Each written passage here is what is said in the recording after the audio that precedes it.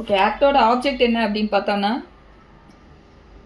an act to provide for the issue of passport and travel document. இந்த ஆக்டில் ஃபுல்லாகவே 2 டாக்குமெண்ட்டை பற்றி சொல்கிறாங்க. ஒன்று வந்து பாஸ்போர்ட் பற்றினது, இன்னொன்று வந்து ட்ராவல் டாக்குமெண்ட்டு. ஸோ அதுதான் 2 விஷயமும் நமக்கு ஆப்ஜெக்ட்லேயும் சொல்கிறாங்க. an act to provide for the issue of passport and travel document. So இந்த 2 டாக்குமெண்ட்டை இஷ்யூ பண்ணணுன்றது ஒரு ஆப்ஜெக்ட். தென் அடுத்து to regulate the departure from India of citizen of India and other person and for matters incidental or ancillary thereto.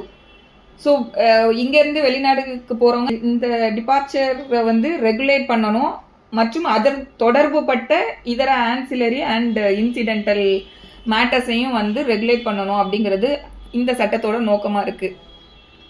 So வழக்கம் போல் short title ஆக்டோட name இது வந்து whole of India extend ஆகும் அப்படிங்கிறத சொல்லியிருக்காங்க.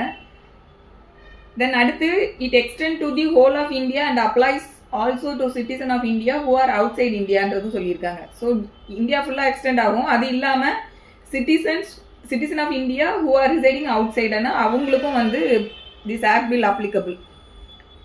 தென் டெஃபினிஷனில் நம்ம எப்போவுமே டெஃபினிஷன் ரொம்ப முக்கியம் இந்த ஃபிலிம்ஸை பொறுத்த வரைக்கும். ஸோ 2 கிளாஸ் ஏல டிபார்ச்சர்னா என்ன அப்படிங்கிறது சொல்லியிருக்காங்க. ஸோ டிபார்ச்சர்னா வேறு ஒன்றுமே இல்லை, means departure from India by water, land or air. So இந்தியாவில் இருந்து தரைவழி மார்க்கமாக இல்லை நீர்வழி இல்லை ஆகாய மார்க்கமாகவோ வந்து வெளியே போகிறது தான் வந்து டிபார்ச்சர் அப்படிங்கிறத சொல்கிறாங்க. தென் கிளாஸ் பியில் பாஸ்போர்ட்னா என்ன அப்படிங்கிறது, passport means a passport issue or deemed to have been issued under this act. So இந்த சட்டத்துக்கு கீழே இஷ்யூ பண்ணக்கூடிய பாஸ்போர்ட்டு இல்லை இந்த சட்டத்துக்கு கீழே இது பாஸ்போர்ட்டாக டீம் பண்ணணும் அப்படின்னு சொல்கிறாங்கன்னா அதுதான் பாஸ்போர்ட்.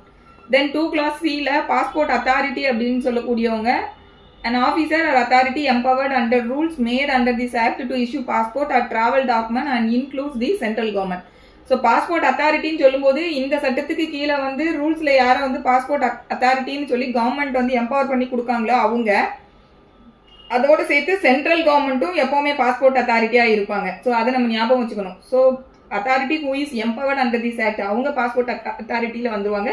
அதே போல் சென்ட்ரல் கவர்மெண்ட்டும் பாஸ்போர்ட் அத்தாரிட்டியாக இருப்பாங்க. தென் 2 கிளாஸ் டியில் ப்ரெஸ்கிரைப்டு அப்படின்னா ரூல்ஸில் என்ன ப்ரெஸ்கிரைப் பண்ணுறாங்களோ that is. Then 2E travel document means travel document issued or deemed to have been issued under this act. So இந்த சட்டத்தின் கீழே இஷ்யூ பண்ணக்கூடிய ட்ராவல் டாக்குமெண்ட் இல்லைனா டீம்டு டாக்குமெண்ட். இதில் இந்த பாஸ்போர்ட்டுக்கும் ட்ராவல் டாக்குமெண்ட்டுக்கும் என்ன டிஃப்ரென்ஸ் அப்படின்னு பார்த்தோம்னா, பாஸ்போர்ட் அப்படின்னு சொல்லக்கூடியது இது வந்து ஒரு ரெகுலரான primary travel document and identity டாக்குமெண்ட்டாக இருக்கக்கூடியது பாஸ்போர்ட்டுன்றதுக்கு கீழே வரும். ட்ராவல் டாக்குமெண்ட் அப்படின்னா இது வந்து ஒரு சப்சிடரி இல்லைனா ஸ்பெஷல் பர்பஸ் டாக்குமெண்ட்டுன்னு நம்ம சொல்லலாம் ட்ராவல் டாக்குமெண்ட்டை. தென் அடுத்து பாஸ்போர்ட் வந்து இந்தியன் சிட்டிசன்ஸுக்கு மட்டும்தான் இஷ்யூ பண்ணப்படும். இது ரொம்ப முக்கியம் இந்த டிஃப்ரென்ஸு. இந்தியன் சிட்டிசன்ஸ்க்கு மட்டும்தான் பாஸ்போர்ட் இஷ்யூ பண்ணுவாங்க. ட்ராவல் டாக்குமெண்ட்டை பொறுத்த வரைக்கும் அந்த மாதிரியான ரெஸ்ட்ரிக்ஷன் கிடையாது. இந்த ரெஃப்யூஜியாக வரக்கூடியவங்க, அதுக்கப்புறம் ஸ்டேட்லெஸ் பர்சன்ஸாக இருக்கக்கூடியவங்க, அந்த மாதிரி பீப்புளுக்குமே வந்து ட்ராவல் டாக்குமெண்ட் வந்து இஷ்யூ பண்ண முடியும். ஸோ நான் சிட்டிசனாக இருந்தாலும் பண்ண முடியும், ஈவன் சிட்டிசனாக இருந்தால் கூட அவங்களுக்கும் பண்ண முடியும் எக்ஸப்ஷனல் கேசஸில். பட் இந்த பாஸ்போர்ட்டை பொறுத்த வரைக்கும் இந்தியன் சிட்டிசனுக்கு மட்டும்தான் இஷ்யூ பண்ண முடியும், மற்றவங்களுக்கு பண்ண முடியாது.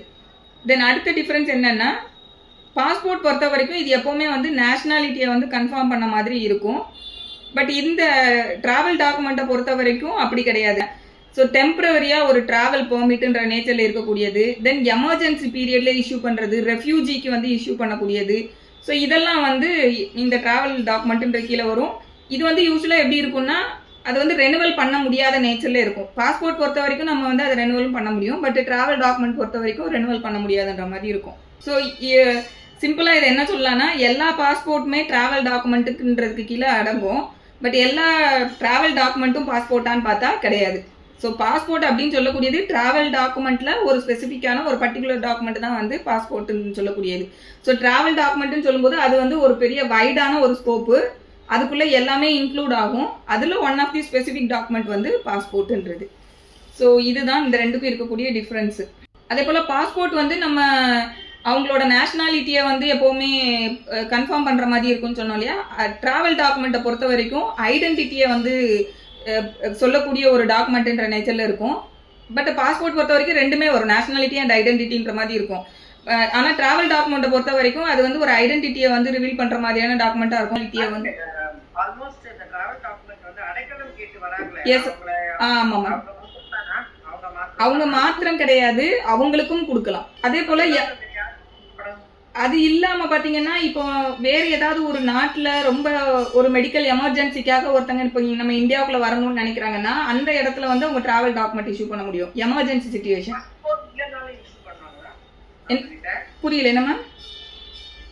ஒரு எமர்ஜென்சிக்கு ஒரு ஆப்பிரிக்கால இருந்து ஒருத்தங்க வராங்க மெடிக்கல் ட்ரீட்மெண்ட்க்கு, ஆனா அவங்க கிட்ட பாஸ்போர்ட்டே இல்ல, அது பண்ணலாம். அந்த மாதிரி சிச்சுவேஷன்லயும் பண்ணலாம். பட் நமக்கு இந்தியாவில இருந்து வெளியில மெடிக்கல் எமர்ஜென்சிக்கு வந்து பாஸ்போர்ட் இல்லாம அனுப்புவாங்களான்னா பண்ண முடியாது. பட் வெளிநாடுல இருந்து இங்க வந்து டிராவல் டாக்குமெண்ட்ன்ற நேச்சர்ல எமர்ஜென்சிக்கு வந்து மெடிக்கல் கிரவுண்ட்ல வந்து அலோவ் பண்ணுவாங்க. இந்தியாவில் அனுப்பணும்னா நம்ம மெடிக்கல் வீசான்னு சொல்லி அந்த இது இல்லைன்னா பாஸ்போர்ட். ஸோ இந்த ரெண்டு மெத்தட்ல தான் வெளியே நம்ம இங்க இருக்கக்கூடிய சிட்டிசன் போக முடியும். ஆமா, பட் அப்ராட்ல இருக்கக்கூடியவங்க ஒரு எமர்ஜென்சி சிச்சுவேஷன்ல இங்க வரும்போது இந்த டிராவல் டாக்குமெண்ட்ன்ற நேச்சர்ல கூட இஷ்யூ பண்ண முடியும். அதே போல ரெஃப்யூஜி அவங்களுக்கு, அதுக்கப்புறம் அந்த ஸ்டேட்லெஸ் பீப்புள் இவங்கெல்லாம். அதே போல் ஒரு டெம்பரவரி ட்ராவல், இது மோஸ்ட்லி வந்து ஒரு ஒன் வே டாக்குமெண்ட் மாதிரியும் மோஸ்ட் ஆஃப் தி டைம் வந்து இந்த ட்ராவல் டாக்குமெண்ட் வந்து அந்த நேச்சர்லையும் அது இருக்கும். இப்போ நம்ம இந்தியன் சிட்டிசன் வந்து வெளிநாடுகளுக்கு போயிருப்பாங்க, அங்கே ஏதோ ஒரு எமர்ஜென்சி, ஒரு பொலிட்டிக்கல் எமர்ஜென்சினால அவங்க இம்மீடியட்டாக இங்கே வராங்கன்னு வைங்களேன். அப்போனா வந்து அந்த டைமில் சில பேர் பாஸ்போர்ட்டை இழந்திருப்பாங்க, சில பேருக்கு தொலைஞ்சு போயிருக்கும். அந்த மாதிரி இருக்கும்போது அந்த மாதிரி இருக்கக்கூடிய பீப்புளை கூட இந்தியாவுக்குள்ள எடுத்துட்டு வர்றதுக்கு அந்த ஒரு ஒரு லிமிட்டட் பீரியடுக்கு டெம்பரவரி பர்பஸ்க்கு கூட இந்த டிராவல் டாக்குமெண்ட்ன்றது இஷ்யூ பண்றாங்க. எஸ், அந்த மாதிரிலாம் கூட. ஸோ இன் ஜென்ரல் டிராவல் டாக்குமெண்ட்ன்றது ரொம்ப வைடான ஒரு ஒரு ஸ்கோப்பு. அதுக்குள்ள உள்ள ஒரு பர்டிகுலரான ஒரு டாக்குமெண்ட் பாஸ்போர்ட். பட் பாஸ்போர்ட்ன்ற போது it's applicable only to Indian citizens. அது வந்து யாருக்கு வேணும்னாலும் கொடுக்கலாம் travel document. Section 3. No person shall depart from or attempt to depart from India unless he holds in this behalf a valid passport or travel document. So இது இல்லாமல் அவங்க வந்து வெளியில் போகக்கூடாது, போகிறதுக்கு முயற்சியும் பண்ணக்கூடாது. ஸோ எக்ஸ்பிளனேஷனில் பாஸ்போர்ட்னா என்ன, டிராவல் டாக்குமெண்ட்னா என்னங்கிறது சொல்லியிருக்காங்க. பாஸ்போர்ட்னு சொல்லும்போது இந்த செக்ஷன் 3 பொறுத்த வரைக்கும் எதுவும் இன்க்ளூட் ஆகும்னா, இப்போ நம்ம இந்தியாவில இருந்து இஷ்யூ பண்ணக்கூடியது பாஸ்போர்ட், அது நமக்கு தெரியுது, சிட்டிசன்ஸ்க்கு இஷ்யூ பண்ணுறாங்க. சப்போஸ் மற்ற நாடுகளில் உள்ள சிட்டிசன்ஸை பொறுத்த வரைக்கும் அவங்க இஷ்யூ பண்ணுறதும் பாஸ்போர்ட் தான் அப்படின்னு சொல்லக்கூடியது தான் இந்த எக்ஸ்பிளனேஷனில் சொல்கிறாங்க. So passport includes a passport which having been issued by or under the authority of government of foreign country satisfies the condition prescribed under the Passport Entry into India Act 1920 in respect of the class of passport to which it belongs. So foreign கண்ட்ரிலேருந்து issue பண்ணக்கூடியது. Then travel டாக்குமெண்ட்டுக்கும் அதே மாதிரி தான். It includes a travel document which having been issued by or under the authority of government of foreign country satisfy the condition prescribed. So இது வந்து அந்த நாடுகள்ல இருந்து இஷ்யூ பண்ணப்பட்ட டாக்குமெண்ட்டாக இருக்குங்கும்போது அவங்க இங்கே வரும்போது நமக்கு இந்த என்ட்ரி இன்டு இந்தியா ஆக்டுக்கு கீழே சொல்லியிருக்கக்கூடிய அதில் இருக்கக்கூடிய கண்டிஷன்ஸ் எல்லாம் அது சாட்டிஸ்ஃபை ஆகிற மாதிரி இருக்கும்போது அவங்க இஷ்யூ பண்ணுறதும் இந்த பாஸ்போர்ட் அண்ட் ட்ராவல் டாக்குமெண்ட்ன்றதுக்கு கீழே வரும் அப்படின்றது இதில் சொல்கிறாங்க. So this is section 3. அடுத்து section 4, classes of passport and travel document. So இந்த ஆக்டை பொறுத்த வரைக்கும் இதில் சொல்லியிருக்கக்கூடிய கிளாஸஸ் தான் இருக்குது. பாஸ்போர்ட் பொறுத்த வரைக்கும் ordinary passport, official passport and diplomatic passport, இந்த 3 நேச்சரில் தான் வந்து பாஸ்போர்ட் இஷ்யூ பண்ணுறாங்க, ordinary, official and diplomatic. Then travel document வந்து maybe issued under this act. என்னெல்லாம் அப்படின்னா emergency certificate authorising a person to enter India. அதுதான் நான் முதல்ல சொன்னேன், ஒரு எமர்ஜென்சி சிச்சுவேஷனில் அது மெடிக்கல் எமர்ஜென்சியாக இருக்கலாம், அங்கேருந்து இங்கே நமக்குள்ள இந்தியாவுக்குள்ள வரணுங்கும் போது இஷ்யூ பண்ணக்கூடியது அந்த நேச்சரில் இருக்குது. Not only medical emergency, something வேற எது கூட இருக்கலாம்.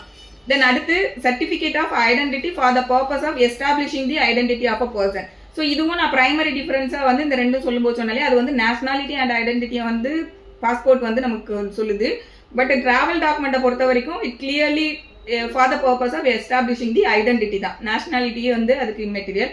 தென் such other certificate or document as may be prescribed. So இந்த ரெண்டு நேச்சரில் இல்லாமல் வேறு ஏதாவது வந்து டாக்குமெண்ட்ஸ் இந்த நேச்சரில் ரூல்ஸில் ப்ரெஸ்கிரைப் பண்ணி நமக்கு கவர்மெண்ட் கொடுக்காங்கன்னா அதுவும் வந்து இந்த ட்ராவல் டாக்குமெண்ட்ன்றதுக்கு கீழே வரும்.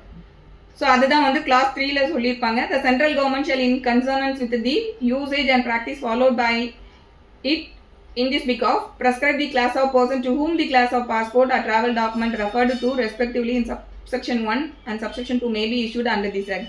So central government வந்து இருக்கக்கூடிய யூசேஜ் அண்ட் ப்ராக்டிஸை பார்த்துட்டு யார் யாருக்கு வந்து சப்கிளாஸ் 1ல் சொல்லியிருக்க மாதிரியான பாஸ்போர்ட் எந்த கிளாஸஸ் ஆஃப் பீப்புளுக்கு எந்த கேட்டகரி ஆஃப் பாஸ்போர்ட்டை இஷ்யூ பண்ணணும் அப்படிங்கிறதுக்கும் எந்த கேட்டகரி ஆஃப் பீப்புளுக்கு வந்து இந்த எமர்ஜென்சி சர்டிஃபிகேட்டோ இல்லை சர்டிஃபிகேட் ஆஃப் ஐடென்டிட்டி இதெல்லாம் வந்து எந்த கேட்டகரி ஆஃப் பீப்புளுக்கு இஷ்யூ பண்ணணுன்றதெல்லாம் சென்ட்ரல் கவர்மெண்ட் வந்து டிசைட் பண்ணணும் அப்படின்றது இந்த கிளாஸ் 3. தென் செக்ஷன் 5 பொறுத்த வரைக்கும் application for passport travel document etcetera and others and orders தேரா. ஸோ இதில் தான் வந்து முதல்ல போயிட்டு அந்த பாஸ்போர்ட் அத்தாரிட்டி கிட்ட அப்ளை பண்ணக்கூடிய அந்த விஷயங்களை இந்த செக்ஷன் 5ல சொல்கிறாங்க. So application for the issue of a passport under this act for visiting such foreign country or countries not being a named foreign country. So இது ரொம்ப முக்கியம். இதில் அப்போ செக்ஷன் 5ல கிளாஸ் 1ல் பாஸ்போர்ட்டை வந்து நம்ம பாஸ்போர்ட்டுக்கான அப்ளிகேஷன் கொடுக்கறத பற்றி பேசுகிறாங்க. எதுக்குன்னா ஃபாரின் கண்ட்ரிக்கு விசிட்டிங்காக.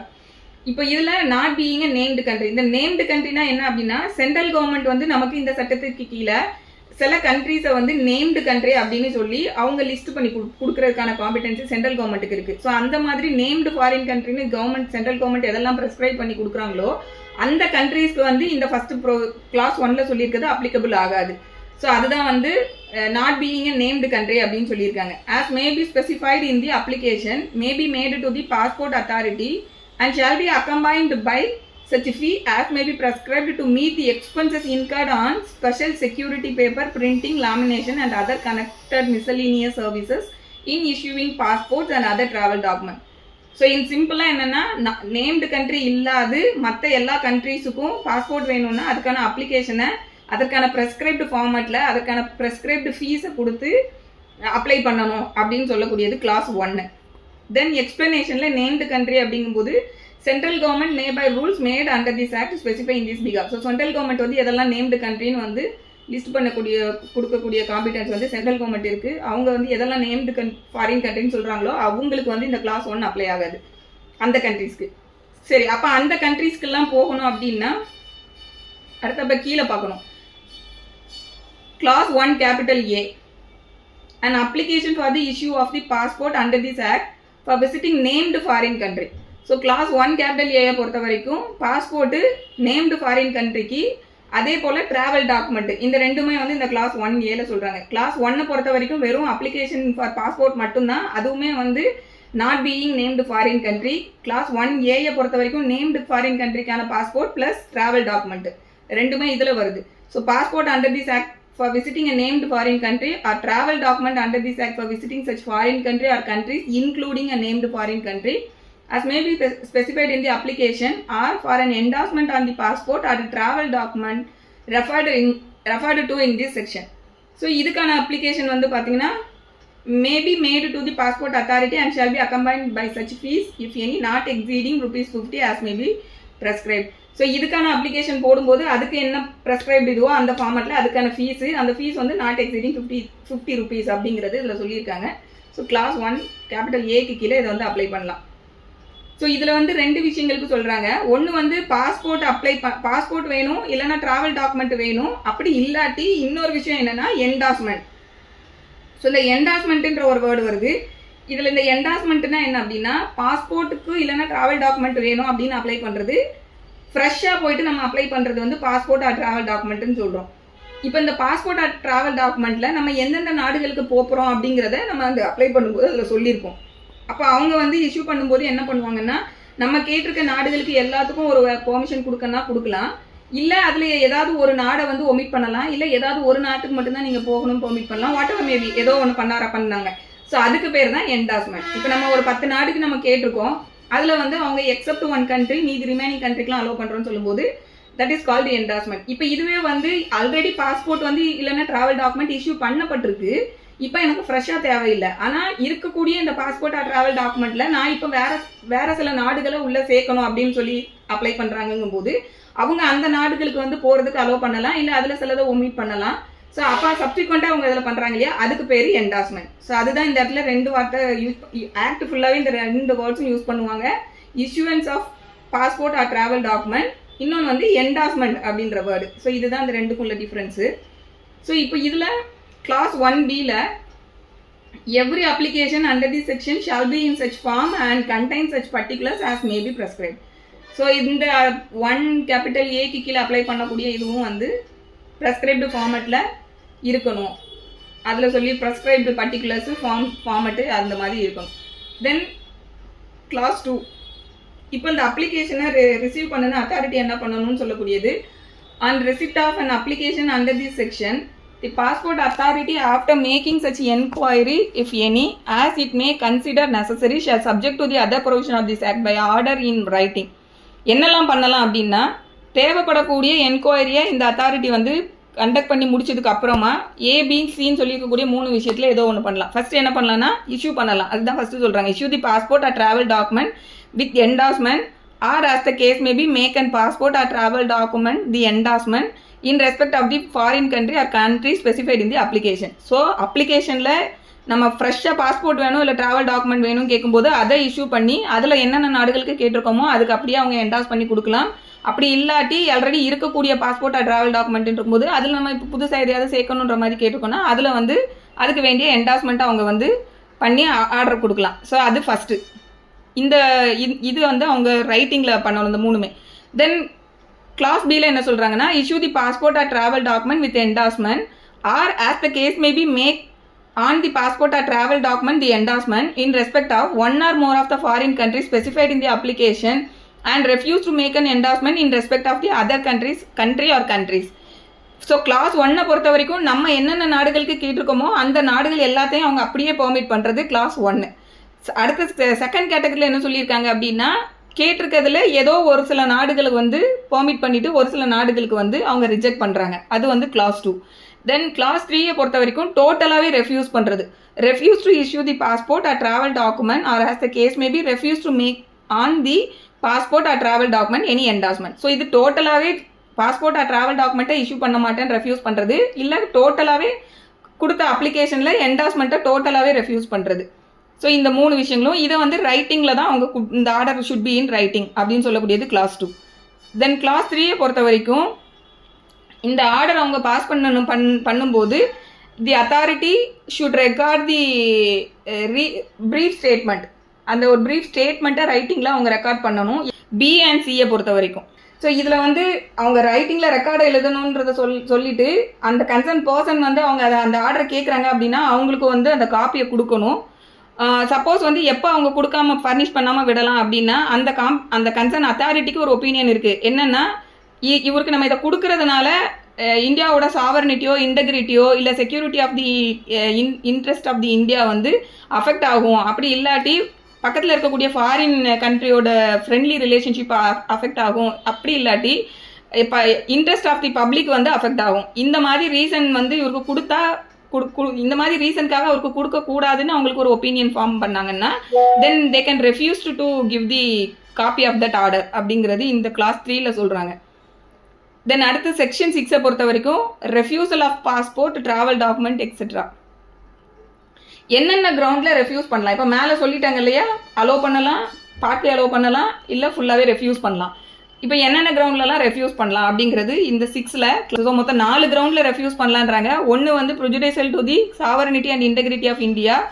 தென் செகண்ட் வந்து detrimental to the security of India.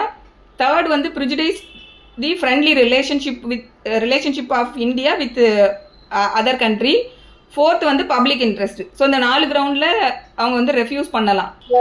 Class 1 பொறுத்த வரைக்கும் என்டாஸ்மெண்ட்டை பற்றி மட்டும் பேசுகிறது வந்து கிளாஸ் 1. கிளாஸ் 2 வந்து டோட்டலாகவே வந்து பாஸ்போர்ட்டையோ இல்லை ட்ராவல் டாக்குமெண்ட்டையோ வந்து இஷ்யூ பண்ண மாட்டோம், ரெஃப்யூஸ் பண்ணுறது கிளாஸ் 2. ஸோ இந்த ரெண்டுக்குள்ள டிஃப்ரென்ஸ் இதுதான். கிளாஸ் 2 வந்து refuse to issue passport or travel document. So இதில் வந்து பாஸ்போர்ட் ஆர் ட்ராவல் டாக்குமெண்ட்டே வந்து இஷ்யூ பண்ண மாட்டோம்னு ரெஃப்யூஸ் பண்ணுறாங்கன்னா அதுக்கு கிரவுண்ட்ஸ் இன்னும் அதிகமாக இருக்குது. என்டாஸ்மெண்ட்டை பொறுத்த வரைக்கும் மேலே சொல்லியிருக்க 4 கிரவுண்ட்ஸ் தான். கிளாஸ் 2ல வந்து refuse to issue the passport or travel டாக்குமெண்ட்னு சொல்லும்போது அதுக்கான கிரவுண்ட்ஸ் இதில் எல்லாம் சொல்லியிருக்காங்க. ஸோ பாஸ்போர்ட்னாலே நம்ம முதலே சொன்ன மாதிரி சிட்டிசன் ஆஃப் இந்தியாவுக்கு மட்டும்தான் பாஸ்போர்ட் கொடுக்க முடியும். ஸோ இங்கே அப்ளிகண்ட் வந்து சிட்டிசன் ஆஃப் இந்தியா இல்லைன்னா தென் தே கேன் ரெஃப்யூஸ். அடுத்து that the applicant may or likely to engage outside India. So அந்த மேலே சொல்லியிருக்க 4 கிரவுண்ட்ஸுமே இங்கேயும் சொல்லுவாங்க. அதுதான் BCD பிசிடியில் வந்து சொல்லியிருக்கக்கூடிய விஷயம் ஃபர்ஸ்ட் 3, இன்னொன்று வந்து லாஸ்ட் ஃபைனலாக சொல்லியிருப்பாங்க. So prejudicial to the sovereignty and integrity of India, then detrimental to the security of India, then prejudice the friendly relationship with India. இந்த கிரவுண்ட்ஸ்லையும் அவங்க ரெஃப்யூஸ் பண்ணலாம். அதுக்கப்புறமா இந்த பாஸ்போர்ட் எனக்கு வேணும் இல்லை ட்ராவல் டாக்குமெண்ட் வேணும்னு அப்ளை பண்ணுறாங்கல்ல அப்ளிகண்ட், அந்த அப்ளை பண்ணின டேட்டுக்கு முன்னாடி, அப்ளிகேஷன் டேட்டுக்கு முன்னாடி ஒரு 5 வருஷம் பீரியடுக்குள்ள இவங்க ஏதாவது ஒரு அஃபென்ஸுக்காக கோர்ட்டில் கன்விக்ட் பண்ணப்பட்டு அந்த அஃபென்ஸ் வந்து இன்வால்விங் மாரல் டர்பிட்யூட் அப்படின்ற மாதிரியான நேச்சரில் இருக்கக்கூடிய ஒரு அஃபென்ஸுக்கு கன்விக்ட் பண்ணப்பட்டு அந்த கன்விக்ஷன் வந்து நாட் லெஸ் தென் 2 years அப்படின்னு இருந்ததுன்னா அப்பவும் வந்து they can refuse to issue passport or travel document. So application போடுறாங்கன்னா அந்த டேட்லேருந்து முன்னாடி 5 வருஷம் கணக்கை பார்க்கணும். ஒரு அஃபென்ஸுக்கு வந்து அவங்க பனிஷ் பண்ணப்பட்டிருக்கணும். அது வந்து பனிஷ்மெண்ட் நாட் லெஸ் தென் 2 yearsன்ற மாதிரி பனிஷ்மெண்ட் இருந்திருக்கணும். அந்த அஃபென்ஸ் வந்து இன்வால்விங் மாரல் டாபிட்யூட்ன்ற நேச்சரில் இருக்கணும். ஸோ மாரல் டாபிட்யூட்னு சொல்லும்போது நம்ம எப்போவுமே ரிப்பீட்டடாக பார்க்கக்கூடியது தான், கொஞ்சம் சீரியஸ் நேச்சரில் இருக்கக்கூடியது. இப்போ யூஸ்வலாக வந்து 138 அஃபென்ஸ் எல்லாம் வந்து மாரல் டாபிட்யூட்ன்றதுக்குள்ளே எடுக்க மாட்டாங்க.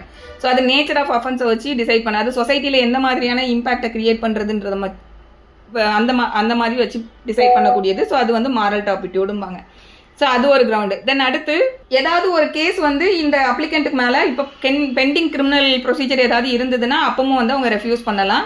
அதுக்கப்புறமா வந்து ஒரு வாரண்ட்டோ இல்லை சம்மனோ அப்பியரன்ஸுக்காக கோர்ட்டில் இருந்து, அதாவது அப்பியரன்ஸுக்கான வாரண்ட் ஆர் சம்மன் இல்லைனா அரெஸ்ட்டுக்கான வாரண்ட், இது வந்து இந்த அப்ளிகண்ட்டுக்கு மேலே இஷ்யூ பண்ணப்பட்டிருக்கு அப்படின்னா அப்பவும் வந்து அவங்க ரெஃப்யூஸ் பண்ணலாம். தென் அடுத்து applicant has been repatriated and has not reimbursed the expenditure incurred in connection with such repatriation னு சொல்கிறாங்க. இந்த ரீபேட்ரியேஷன்னா என்னென்னா, ஃபாரினில் இருக்கக்கூடிய ஒரு பர்சனை இந்தியாவுக்குள்ள இந்தியன் கவர்மெண்ட் வந்து இந்தியன் சிட்டிசன், அவங்க வந்து ஃபாரின் நேஷனில் இருக்காங்க ஆனால் அவங்க இந்தியன் சிட்டிசன். ஸோ இந்த இந்தியன் சிட்டிசனை இந்தியன் கவர்மெண்ட் வந்து அவங்களோட செலவில் இந்தியாவுக்குள்ள கூப்பிட்டு வந்திருக்காங்க. இந்த இந்தியாவுக்குள்ள வந்ததுக்கப்புறம் இவங்க அந்த கவர்மெண்ட் செலவு பண்ணின பணத்தை ரீஎம்பர்ஸ் பண்ணலை அப்படின்னா அது ஒரு கிரவுண்டு. இந்த மாதிரி பாஸ்போர்ட்டோ இல்லைனா ட்ராவல் டாக்குமெண்ட்டோ சப்சிக்வெண்ட்டாக இஷ்யூ பண்ண மாட்டோம்னு சொல்லி ரிஜெக்ட் பண்ணுறதுக்கு அது ஒரு கிரவுண்டு. தென் அடுத்து that the opinion of the central government that issue of passport or travel document to applicant will not be in the public interest. So public interestக்கு இது prejudice ஆகும். ஸோ இந்த கிரவுண்ட் அங்கே மேலேயும் வந்து இருக்கும். ஸோ இந்த கிரவுண்ட்ஸில் எல்லாமே வந்து பாஸ்போர்ட்டையோ ட்ராவல் டாக்குமெண்ட்டையோ வந்து ரெஃப்யூஸ் பண்ணலாம், இஷ்யூ பண்ண மாட்டோம். ரெஃப்யூஸ் பண்ணுறதுக்கு பாஸ்போர்ட் அத்தாரிட்டிக்கு காம்பிடன்சி இருக்குது. தென் அடுத்து section 7 duration of passport and travel document பொறுத்த வரைக்கும் இது எல்லாமே ரூல்ஸில் என்ன ப்ரெஸ்கிரைப் பண்ணி கொடுத்துருக்காங்களோ அதுதான் டியூரேஷன் அப்படிங்கிறது தான் ஃபஸ்ட்டு சொல்கிறாங்க. Passport or travel document shall unless revoked earlier continue in force for such period as may be prescribed, and different periods may be prescribed for different classes of passport or travel document or for different categories of passport or travel document under each such class. So அப்போ ரூல்ஸில் வந்து revoke ஆகலை அப்படின்னா, அதாவது in general நமக்கு இவ்வளோ எவ்வளோ காலம் கொடுக்குறாங்க அப்படின்னா 10 years வரைக்கும் வந்து கொடுக்குறாங்க. இப்போ பாஸ்போர்ட் பொறுத்த வரைக்கும் 10 years. ட்ராவல் டாக்குமெண்ட் வந்து எப்போவுமே அது வந்து ஒரு பெர்மனன்ட் இது கிடையாது, அது டெம்பரவரி நேச்சரில் இருக்கக்கூடியது. ஸோ அதுலேயே வந்து டைம் லிமிட் ஃபிக்ஸ் பண்ணி கொடுத்துருப்பாங்க. பாஸ்போர்ட் பொறுத்த வரைக்கும் 10 years. இதுவே வந்து அடல்ட்டாக இருந்தால் 10 years வரைக்கும், மைனராக இருந்தாங்கன்னா 5 years, இல்லைனா அன்டில் அட்டைனிங் தி மெஜாரிட்டின்ற மாதிரி கொடுக்குறாங்க. ஸோ இப்போ இந்த பீரியடுக்கு உள்ளே அது ரிவோக் பண்ண வேண்டிய ஒரு சூழ்நிலை வந்து அது ரிவோக் ஆகுது அப்படின்னா, அப்படி ஆகலைன்னா தென் ரூல்ஸில் என்ன நமக்கு ப்ரெஸ்கிரைப் பண்ணி கொடுத்துருக்காங்களோ அந்த காலகட்டம் வரைக்கும் அது செயல்பாட்டில் இருக்கும். அதுக்கு முன்னாடியே ரிவோக் ஆகுது வேறு காரணத்துக்காக அப்படின்னா அது ரிவோகேஷன் வந்து எக்ஸிஸ்ட் ஆகும். ஸோ இதுதான் ஃபர்ஸ்ட் பார்ட்டில் சொல்கிறாங்க. இது வந்து நமக்கு ரூல்ஸில் வந்து ப்ரெஸ்கிரைப்டு பீரியட் கொடுத்துருந்தா கூட சில சூழ்நிலைகளில் வந்து அதில் இருக்கக்கூடிய அந்த ப்ரெஸ்கிரைப்டு டைமுக்கு கம்மியான ஒரு காலகட்டத்துக்கு கூட, ஷார்ட்டர் பீரியடுக்கு கூட இவங்க வந்து இஷ்யூ பண்ணவும் முடியும் அப்படிங்கிறத இதையும் இதில் சொல்கிறாங்க. இப்போ உதாரணத்துக்கு இந்த அப்ளிகண்ட்டே போயிட்டு எனக்கு வந்து 10 yearsக்குலாம் நீங்கள் கொடுக்க வேணாம், எனக்கு ஒரு 1 year மட்டும் கொடுங்க அப்படின்னு அப்ளிகண்ட்டே கேட்குறாங்க அப்படின்னா they can issue for 1 year அந்த மாதிரி. ஸோ அதுதான் வந்து provided that a passport or travel document may be issued for a shorter period than the prescribed period if the person by whom it is required so desires. So இந்த அப்ளிகண்ட்டே வந்து அப்படி கேட்குறாங்க. Then B-ல if the passport authority for reason to be communicated in writing to the applicant consider in any case that the passport or travel document should be issued for a shorter period.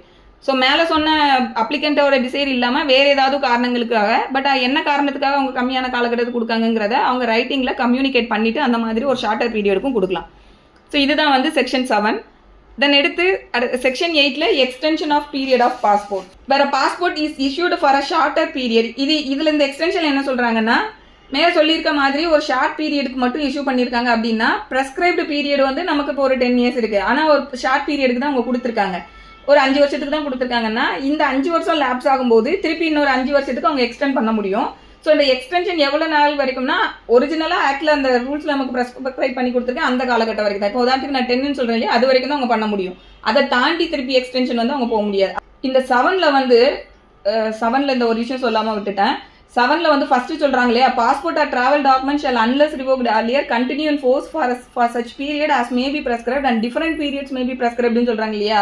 So அது வந்து time வந்து நமக்கு ரூல்ஸ்ல prescribe பண்ணியிருக்க time வரைக்கும் இருக்கும், அது புரியுது. அடுத்தப்ப வந்து different periods maybe prescribed for different classes of பாஸ்போர்ட்னு சொல்லும்போது, நம்ம மேலே வந்து கிளாஸஸ் ஆஃப் பாஸ்போர்ட்ல வந்து ஆர்டினரி, அஃபிஷியல் அண்ட் டிப்ளமேட்டிக்னு 3 டைப் பார்த்தோம். அதே மாதிரி டிராவல் டாக்குமெண்ட்லையும் டைப்ஸ் பார்த்தோம் இல்லையா. ஸோ இந்த மாதிரி டிஃப்ரெண்ட் கிளாஸஸ் ஆஃப் பாஸ்போர்ட்ஸுக்கு கவர்மெண்ட் வந்து ரூல்ஸ்ல டிஃப்ரெண்ட் பீரியட் வந்து ஃபிக்ஸ் பண்ண முடியும், அதுதான் இதுல சொல்றாங்க.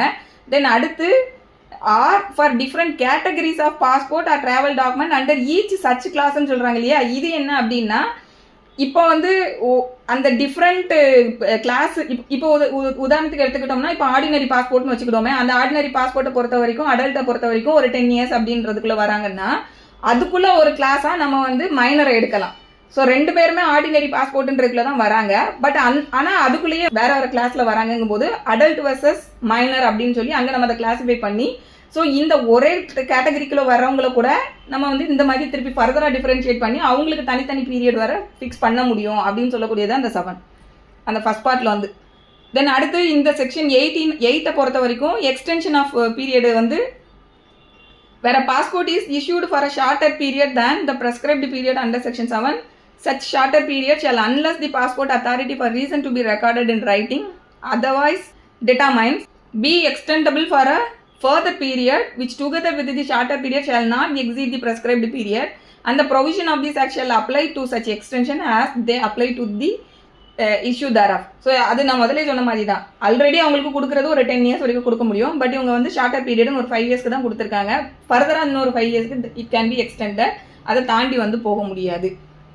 அடுத்து வந்து செக்ஷன் 9 பொறுத்த வரைக்கும் conditions and forms of passport and travel document, என்னென்ன கண்டிஷன்ஸ் எல்லாம் இம்போஸ் பண்ணலாங்கிறதெல்லாம் வந்து ரூல்ஸ்ல ப்ரெஸ்கிரைப் பண்ணியிருப்பாங்கிறத இதில் சொல்றாங்க. தென் இது வந்து ப்ரொவைடர்ல என்ன சொல்றாங்கன்னா, டிஃப்ரெண்ட் கிளாஸஸ் ஆஃப் பாஸ்போர்ட்ஸ்க்கு வந்து டிஃப்ரெண்ட் டைப்ஸ் ஆஃப் கண்டிஷன்ஸ் வந்து இம்போஸ் பண்ண முடியும் அப்படிங்கிறத அடுத்தப்ப சொல்றாங்க.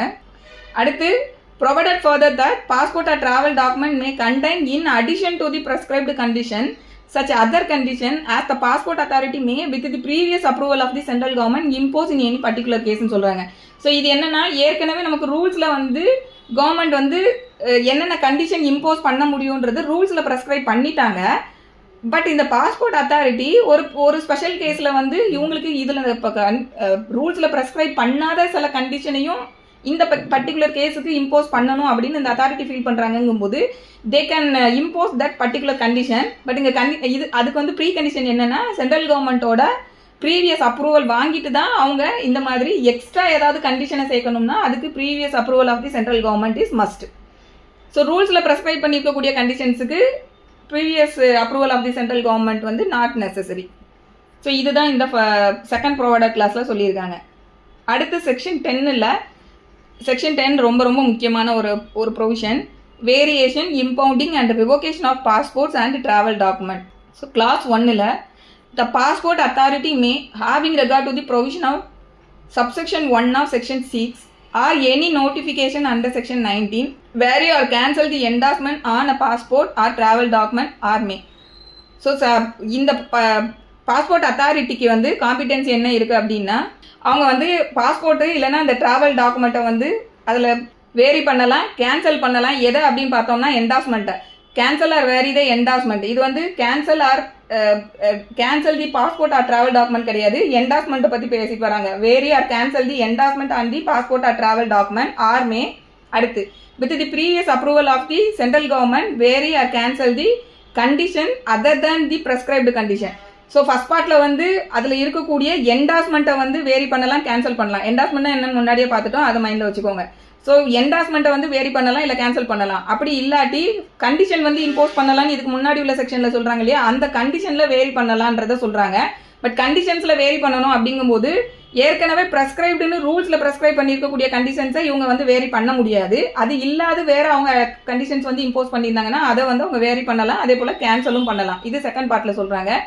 Subject to which a passport or travel document has been issued and may, for that purpose, require the holder of a passport or travel document by notice in writing to deliver of the passport or travel document to it within such time as may be specified in notice, and the holder shall comply with such notice. அதாவது deliver பண்ணுங்கன்னு require பண்ணணும். First இந்த authority நோட்டீஸில் வந்து இதை கொண்டு வந்து எங்ககிட்ட deliver பண்ணுங்கன்னு சொல்லிட்டு ரைட்டிங்கில் நோட்டீஸ் கொடுத்து கொண்டு வந்து கொடுங்க அப்படின்னு சொல்லி கேட்கணும். அப்படி அவங்க நோட்டீஸ் கொடுக்கும்போது இந்த பர்சன் வந்து அதை கம்ப்ளைண்ட் பண்ணணும். Holder of the passport or travel document அதை கம்ப்ளைண்ட் பண்ணணும் அந்த நோட்டீஸை. தென் கிளாஸ் 2 பொறுத்த வரைக்கும் the passport authority may on the application of the holder of a passport or travel document and with the previous approval of the central government also vary or cancel the condition other than the prescribed condition of the passport or travel document. So இது இல்லாமல் இது அடிஷ்னலாக என்ன சொல்கிறாங்க அப்படின்னா, பாஸ்போர்ட்டோட holder இல்லைன்னா travel டாக்குமெண்ட்டோட holder அவங்களே வந்துட்டு எனக்கு மாற்றி கொடுங்க அப்படின்னு சொல்லி கேட்குறாங்கும் போது அப்பவும் வந்து இவங்க அது வேரி பண்ணலாம் இல்லை கேன்சல் பண்ணலாம். தென் கிளாஸ் 3 பொறுத்த வரைக்கும் இம்பவுண்ட் பண்ணலாம், ரிவோக் பண்ணலாம்னு சொல்கிறாங்க. the passport authority may impound or cause to be imposed or revoke a passport or travel document. இதில் வந்து 3 வார்த்தை சொல்கிறாங்க இல்லையா, இம்பவுண்ட் பண்ண 2 வார்த்தை, ஒன்று இம்பவுண்ட் பண்ணலாம், இன்னொன்று வந்து ரிவோக் பண்ணலாம்னு சொல்கிறாங்க. ரெண்டுக்கும் என்ன டிஃப்ரென்ஸ் அப்படின்னா, இம்பவுண்டுன்னு சொல்லக்கூடியது டெம்பரவரி நேச்சரில் இருக்கும், ரிவோக்குன்னு சொல்லக்கூடியது வந்து ஃபைனலாகவே அந்த பாஸ்போர்ட்டு இல்லைனா அந்த ட்ராவல் டாக்குமெண்ட்டுன்றதை வந்து அது வந்து எக்ஸ்டிங்யூஷ் ஆயிடுச்சு, முடிஞ்சு போயிடுச்சு, எக்ஸ்டிங்யூஷ் ஆயிடுச்சு. இனிமேல்ட்டு வந்து புதுசாக தான் அவங்க வந்து அப்ளை பண்ணி வாங்கிக்கணுமே தவிர்த்துட்டு இதுக்கு எந்த வேலிடிட்டியும் இல்லாமல் போயிடுச்சு. பட் இம்பவுண்டுன்னு சொல்லும்போது அப்படி கிடையாது, அது வந்து இன்னும் எக்ஸ்டிங்யூஷ் ஆகலை, டெம்பரவரியாக வந்து அதை வந்து என்ன சொல்கிறாங்க, அந்த டாக்குமெண்ட்டோட கஸ்டடியை பொசஷனை வந்து இவங்க எடுத்திருக்காங்க. ஸோ அதுதான் வந்து இந்த இம்பவுண்டுக்கும் ரிவோக்குக்கும் இருக்கக்கூடிய டிஃப்ரென்ஸு. ஸோ இப்போ passport authority may impound or cause to be impounded or revoke a passport or travel document. என்னென்ன கண்டிஷனில் அப்படின்னா, if the passport authority is satisfied that the holder of the passport or travel document is in wrongful position. So passport authority என்ன satisfy ஆகுறாங்க அப்படின்னா, holder of the document வந்து wrongful பொசிஷனில் அதை வச்சிருக்காங்க அப்படிங்கும்போது they can do it. Second வந்து, if the passport or travel document was obtained by the suppression of material information or on the basis of wrong information provided by the holder of the passport or the travel document or any other person on this behalf. இதுவும் முக்கியம். இதில் என்ன சொல்கிறாங்க அப்படின்னா, suppression of material fact ஒன்று சொல்கிறாங்க, இன்னொன்று வந்து ராங் இன்ஃபர்மேஷன் சொல்கிறாங்க. ரெண்டுக்கும் என்ன டிஃப்ரென்ஸ் அப்படின்னு பார்த்தோம்னா, சப்ரஷன் அப்படின்னு சொல்லும்போது, சப்ரஸ்னா நான் டிஸ்க்ளோசர், அவங்க அதை பற்றி எதுவுமே சொல்லாமல் நான் டிஸ்க்ளோசர்ன்ற மாதிரி இருக்கும், அதுதான் சப்ரஷன். இந்த சப்ரஷன் கூட அவங்க மெட்டீரியல் ஃபேக்டை வந்து சப்ரஸ் பண்ணியிருக்கணும்னு சொல்கிறாங்க. அப்போ மெட்டீரியல் அப்படிங்கிற வேர்டு வந்து எதோ சொல்லுது அப்படின்னா, material means important fact that influence the decision to issue a passport அப்படிங்கிறது நம்ம இதில் புரிஞ்சுக்கணும். அதாவது எந்த ஃபேக்ட் வந்து பாஸ்போர்ட் வந்து இஷ்யூ பண்ணணுமா வேண்டாமா அப்படின்றத டிசைட் பண்ணுறதுக்கு அதை அந்த விஷயத்தை வந்து எந்த ஃபேக்ட்லாம் இன்ஃப்ளூயன்ஸ் பண்ணுமோ அந்த முக்கியமான இன்ஃப்ளூயன்ஸ் பண்ணக்கூடிய ஃபேக்டை வந்து சப்ரஸ் பண்ணுறது, அதை தான் வந்து இதில் மெட்டீரியல் அப்படின்றதுல சொல்கிறாங்க.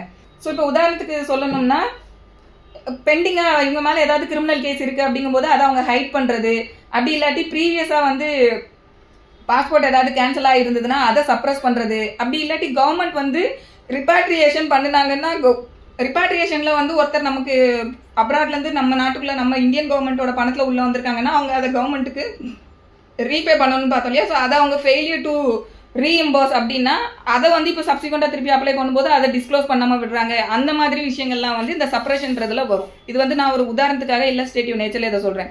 ஸோ இதே வந்து ராங் இன்ஃபர்மேஷன் அப்படின்னு சொன்னோன்னா, ஃபால்ஸாக வந்து இன்ஃபர்மேஷனை கொடுக்குறது, அதாவது இன்கரெக்டான இன்ஃபர்மேஷன் இல்லைனா மிஸ்லீடிங் ஸ்டேட்மெண்ட்ஸை கொடுக்குறது. For example, wrong date, place of பர்த்தை வந்து தப்பாக கொடுக்குறது, இல்லைனா ஃபால்ஸ் அட்ரஸ் கொடுக்குறது, இல்லைனா இன்கரெக்டான மேரிட்டல் ஸ்டேட்டஸை வந்து கொடுக்குறது.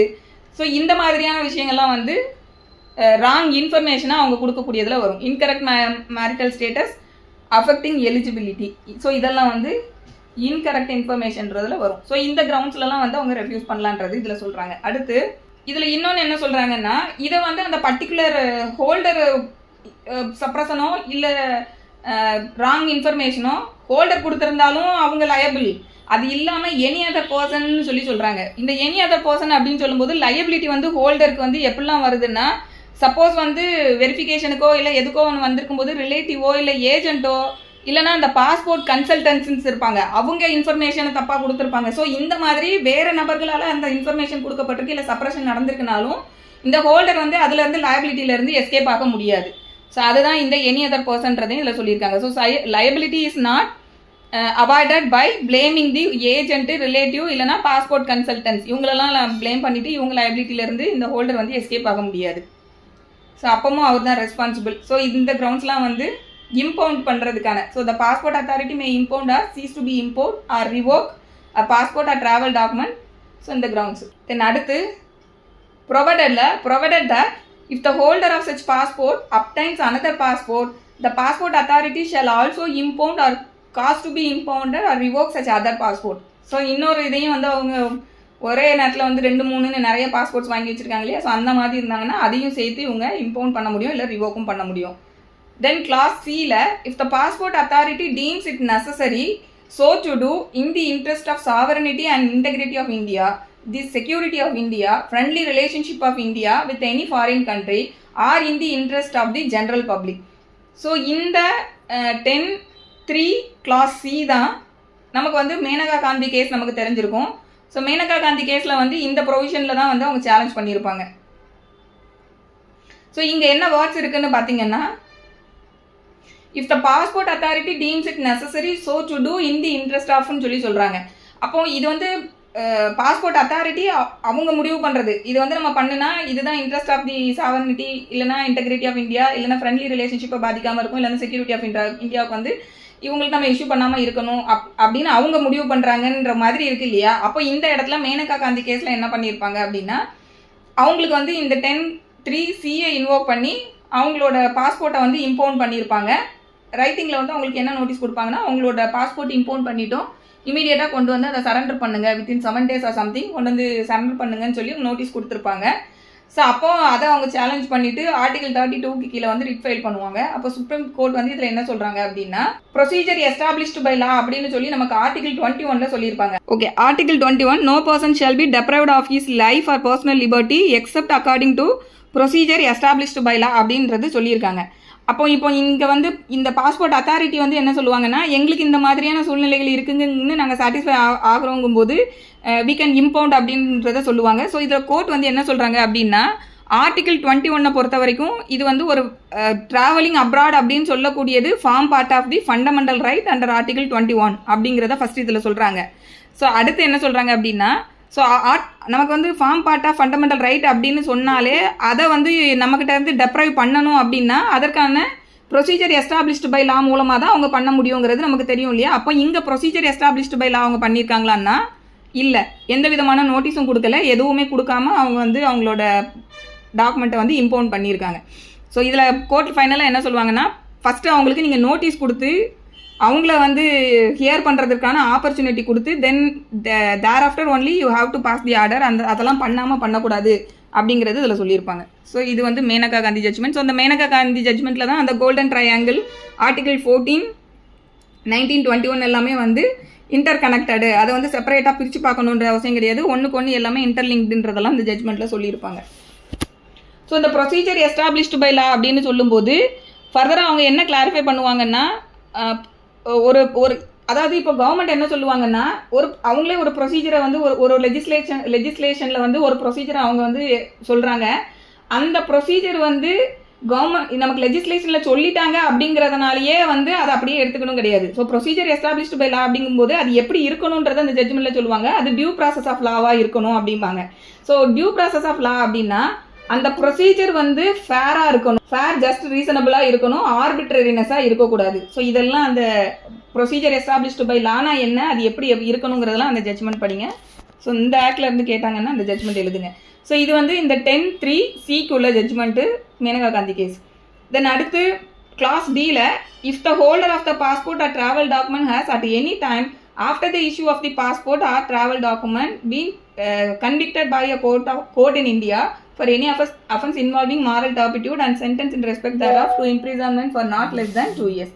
ஸோ இது என்ன அப்படின்னா இந்த டாக்குமெண்ட் வந்து இஷ்யூ பண்ணினதுக்கு அப்புறமா திருப்பி வந்து அவங்க இந்த மாதிரியா ஏதாவது ஒரு கன்விக்ஷனுக்கு ஆளாக்கப்பட்டிருக்காங்க அப்படிங்கும்போது then they can impound and revoke. Then அடுத்து ஈல if proceeding in respect of an offence alleged to have been committed by the holder of the passport or travel document are pending before a criminal court.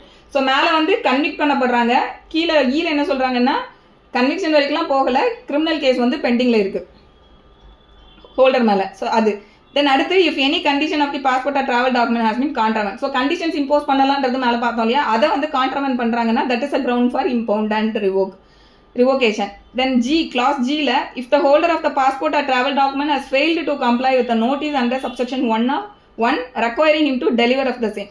So first clause 1லயே வந்து நம்ம பார்த்தோம், அவங்க வந்து அந்த என்டாஸ்மெண்ட்டை வந்து cancel பண்ணுறாங்க அப்படிங்கும்போது notice கொடுத்து கொண்டு வந்து நீங்கள் எங்ககிட்ட கொடுங்கன்னு சொல்லி டெலிவர் பண்ணுங்கன்னு கேட்பாங்க, அது கேட்கும்போது கொடுக்கணுன்றதை பார்த்தோம். ஸோ அந்த மாதிரி கொடுக்கலன்னா அந்த கிரவுண்ட்லேயே வந்து பாஸ்போர்ட் ஆர் ட்ராவல் டாக்குமெண்ட்டை வந்து இம்பவுண்ட் பண்ணலாம், இல்லைனா ரிவோகேஷன் பண்ணலாம். இது வந்து ஜியில் சொல்லியிருக்காங்க. தென் ஹெச்சில் வாரண்ட்டோ சம்மனோ இஷ்யூ பண்ணப்பட்டிருக்கு அப்படிங்கும்போது அந்த கிரவுண்டில் பண்ணலாம். அப்படி இல்லாட்டி இன்னொன்று கோர்ட்டே வந்து இவங்கள வெளியில் போகக்கூடாது அப்படின்னு சொல்லி கோர்ட் ஆர்டர் ப்ராகிபிட் பண்ணி ஒரு ஆர்டர் போட்டிருக்காங்க அப்படிங்கும்போது அப்படின்னு சொல்லி இந்த அத்தாரிட்டிக்கு முதல்ல நாலேஜ் வந்து தென் அந்த நாலேஜ் வந்து ஆமாம் அவங்க உண்மைதான் அப்படின்னு சொல்லி அவங்க சாட்டிஸ்ஃபை ஆகிருக்கணும். ஸோ அந்த மாதிரி இருக்கும்போது இம்பவுண்ட் அண்ட் ரிவோகேஷன் பண்ணலாம்.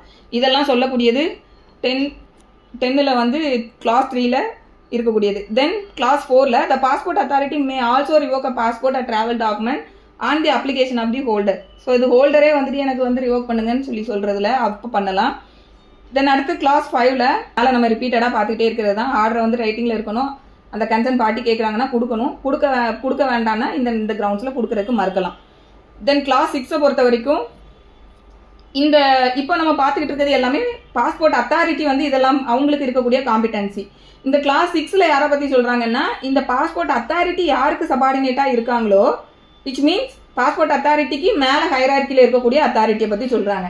ஸோ இந்த பாஸ்போர்ட் அத்தாரிட்டிக்கு மேலே ஹையரார்க்கியில் யார் இருக்காங்களோ அவங்களும் இந்த பாஸ்போர்ட் அத்தாரிட்டிக்கு என்னென்னலாம் பண்ணுறதுக்கான காம்பிடன்சி இருக்கோ அந்த பவர் எல்லாமே அந்த ஹையர் அத்தாரிட்டிக்கும் இருக்குது.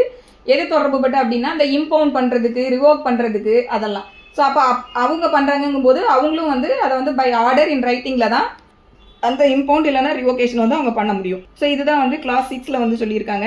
ஸோ அவங்க இந்த மாதிரி இம்பவுண்ட் அண்ட் ரிவோகேஷன் பண்ணுறாங்க அப்படின்னா இவ்வளோ நேரம் பாஸ்போர்ட் அத்தாரிட்டிக்கு நம்ம என்னென்ன ரூல்ஸ்லாம் பார்த்தோமோ அது எல்லாமே இவங்களுக்கும் அப்ளை ஆகும். இது வந்து 6ல் சொல்லியிருக்கக்கூடியது. தென் கிளாஸ் 7ல் கோர்ட்டுக்கு வந்து இருக்கக்கூடியது, கோர்ட் வந்து கன்விக்ட் பண்ணும்போது இல்லை நமக்கு பெயிலெலாம் கொடுக்கும்போது ஆர்டர் போடுறாங்க இல்லையா, அவங்க பாஸ்போர்ட்டை வந்து இம்பவுண்ட் பண்ணுங்கன்னு சொல்லி. ஸோ இது வந்து கோர்ட்டுக்கு கொடுக்கக்கூடியதை பற்றி கிளாஸ் 7ல் சொல்கிறாங்க. சப் கிளாஸ் 7 பொறுத்த வரைக்கும் கன்விக்ஷன் அப்போ கோர்ட்டு கொடுக்கக்கூடிய ஆர்டரை பற்றி சப் கிளாஸ் 7. தென் சப்போஸ் கன்விக்ஷன் செட்டசைட் ஆகுது, ஏன்னா அப்பீல் ஆப்வியஸாக போகிறாங்கன்னா அதில் கன்விக்ஷன் செட்டசைட் ஆகிறதுக்கும் பாசிபிலிட்டிஸ் இருக்கும் இல்லையா. ஸோ அந்த மாதிரி அப்பீலில் போட்டு கன்விக்ஷன் செட்டசைட் ஆயிடுச்சு அப்படின்னா இந்த ரிவோகேஷன் ஆட்டோமேட்டிக்காக வாய்டாக மாறிடும் அப்படிங்கிறது ப்ரொவைடரில் சொல்கிறாங்க. தென் கிளாஸ் 8 பொறுத்த வரைக்கும் அப்பலட் கோர்ட்டு இல்லைனா ரிவிஷனல் கோர்ட்டு, அப்பீல் போகும்போது அப்பலட் கோர்ட்டு, ரிவிஷன் கெப்பாசிட்டியில் இருக்காங்கன்னா அந்த ரிவிஷனல் கோர்ட்டு. ஸோ அது ஹைகோர்ட் வந்து அவங்களோட ரிவிஷனல் பவரை எக்ஸசைஸ் பண்ணும்போது ஹைகோர்ட்டும், அதே போல் அப்பலட் கோர்ட்டு வந்து அப்பலட் கோர்ட்டுன்ற கெப்பாசிட்டியில் இருக்கும்போதும் அவங்களும் இந்த ஆர்டர் ஆஃப் ரிவோகேஷனை வந்து பாஸ் பண்ண முடியுன்றது கிளாஸ் 8ல் சொல்கிறாங்க. தென் கிளாஸ் 9ல் வந்து இந்த ரிவோகேஷன் ஆர்டர் பாஸ் பண்ணப்பட்டிருக்கு அப்படிங்கும்போது இந்த holder of the passport or travel document அவங்க என்ன பண்ணணும்னா இமீடியட்டாக அதை கொண்டு போய் சரண்டர் பண்ணணும் அப்படிங்கிறது 9ல் வந்து சொல்லியிருக்காங்க. எந்த அத்தாரிட்டி இந்த ஆர்டரை பாஸ் பண்ணுறாங்களோ அவங்கக்கிட்ட. ஸோ இதெல்லாம் சொல்லக்கூடியது section 10. Then section 10 capital A suspension of passport or travel document in certain cases. நான் முதல்ல இந்த 3க்கும் என்ன டிஃபரன்ஸ்ன்றதை இன்னொருக்கா சொல்லிடுறேன். இம்பவுண்டிங், சஸ்பென்ஷன் அண்ட் ரிவோகேஷன், இந்த 3 வார்த்தை இந்த 2 ப்ரொவிஷன்லையும் யூஸ் பண்ணுறாங்க. 3க்கும் என்ன டிஃபரன்ஸ்னா இம்பவுண்டிங், சஸ்பென்ஷன் அண்ட் ரிவோகேஷன். இம்பவுண்டிங் ரிவோகேஷன் ஏற்கனவே சொன்னேன், பட் இருந்தாலும் இப்போ திருப்பி சொல்லிடுறேன். இம்பவுண்டிங் அப்படின்னு சொல்லும்போது பாஸ்போர்ட் வந்து எக்ஸிஸ்டாக இருக்கும், சஸ்பென்ஷன்லையும் வந்து பாஸ்போர்ட் வந்து எக்ஸிஸ்டாக இருக்கும். பட் ரிவோகேஷனை பொறுத்த வரைக்கும் என்னன்னா பாஸ்போர்ட்டே வந்து சீஸ் ஆகிடும், அதாவது பாஸ்போர்ட் வந்து எக்ஸ்டிங்யூஷ் ஆகிடும். ஸோ இது வந்து பிரைமரியாக உள்ள டிஃப்ரென்ஸ். அடுத்து வந்து இம்பவுண்டிங் பொறுத்த வரைக்கும் டெம்பரவரி நேச்சரில் இருக்கும், சஸ்பென்ஷனும் டெம்பரவரி நேச்சரில் தான் இருக்கும். ரிவோகேஷனை பொறுத்த வரைக்கும் அது பர்மனெண்ட் இன் நேச்சர் அப்படின்றதுல இருக்கும். இம்பவுண்டிங்கை பொறுத்த வரைக்கும் physical custody is taken by the authority. நான் முதல்ல சொன்னேன் ஏற்கனவே, இம்பவுண்டில் என்ன பண்ணுவாங்கன்னா அந்த டாக்குமெண்ட்டோட கஸ்டடி வந்து அந்த அத்தாரிட்டி கிட்ட வந்து போகும். அதுதான் வந்து physical custody taken by authority, அது வந்து இம்பவுண்டிங்கில். சஸ்பென்ஷனை பொறுத்த வரைக்கும் may or may not be taken. So சஸ்பென்ஷனில் வந்து அந்த பீரியடை வந்து டெம்பரரியாக சஸ்பெண்ட் பண்ணி வைப்பாங்க. பட் டாக்குமெண்ட்டை பொறுத்த வரைக்கும் may or may not be டேக்கன்ற மாதிரி இருக்கும். ரிவோகேஷனை பொறுத்த வரைக்கும் அது எக்ஸ்டிங்யூஸ் கேன்சல் பண்ணப்பட்டுருச்சு. ஸோ அந்த டாக்குமெண்ட்டுக்கு இனிமேல் வேலிடிட்டியே இல்லை. இம்பவுண்டிங் பொறுத்த வரைக்கும் இட் கேன் பி ரிட்டர்ன்டு. ஏன்னா டெம்பரரி பேசிஸில் வந்து அதை இம்பவுண்ட் பண்ணி வச்சுருக்காங்க. ஸோ முடிஞ்சதுக்கப்புறம் it can B returned.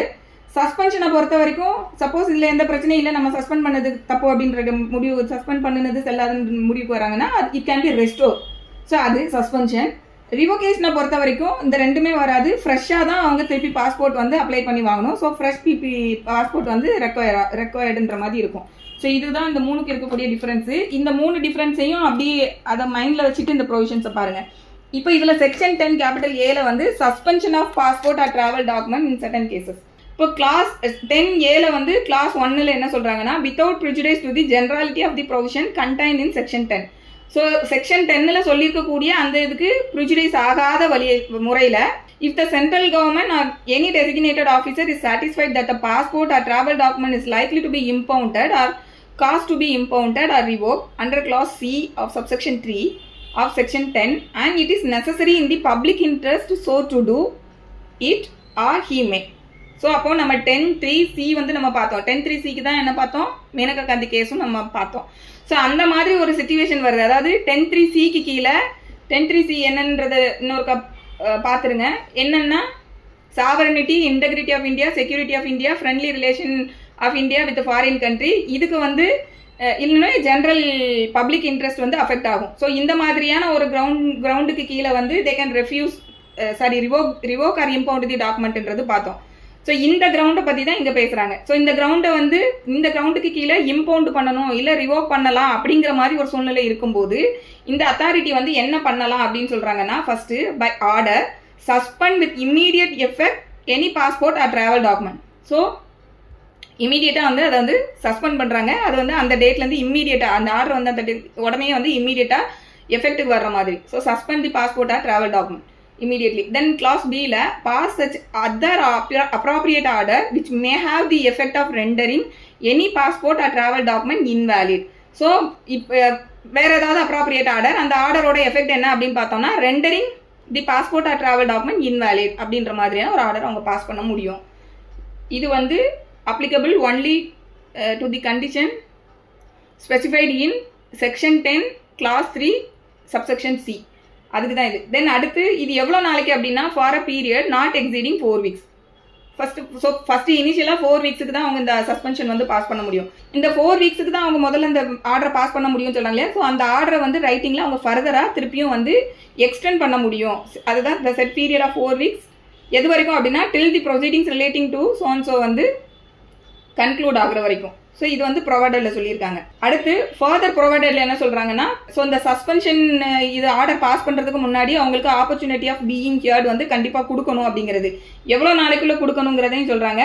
Within a period of not later than 8 weeks reckon from the date of passing of such order. Order வந்து அந்த சஸ்பென்ஷன் ஆர்டர் என்னைக்கு பாஸ் பண்ணுறாங்களோ அந்த டேட்லேருந்து ஒரு 8 weeksக்குள்ளே இவங்களுக்கு வந்து ஆப்பர்ச்சுனிட்டி ஆஃப் பீயிங் ஹியர்டு வந்து இந்த ஹோல்டர் ஆஃப் தி டாக்குமெண்ட்டுக்கு வந்து அவங்க கொடுக்கணும். ஆப்பர்ச்சுனிட்டி ஆஃப் பீயிங் ஹியர் கொடுத்து முடிச்சதுக்கு அப்புறமா சென்ட்ரல் கவர்மெண்ட் நெசசரின்னு நினைச்சாங்கன்னா அந்த ஆர்டரை வந்து ரைட்டிங்கில் அவங்க மாடிஃபையும் பண்ணலாம், இல்லைனா ரிவோக்கும் பண்ணலாம். இதை சொல்லக்கூடியதெல்லாம் இந்த ப்ரொவைடரில் இருக்குது.